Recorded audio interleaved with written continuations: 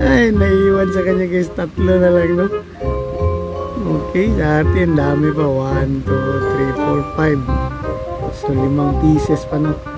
Hindi niya pwede itong ano, lugi na siya, check kain.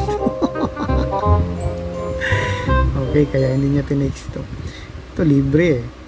So madami kasi siyang libre. Okay, so nag-resign na siya in 19 moves. Okay, grabe yung ubos sa kanya yung ubos yung pieces niya. Okay,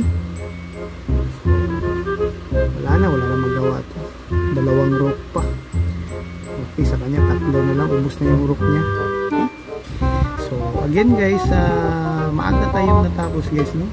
Mabilis lang tayo natapos. So bago tayo magtapos, gusto ko muna salamat sa lahat ng mga nakapag sa ating channel at sa mga nag-subscribe at sa mga hindi pa nakapag-subscribe sa ating channel.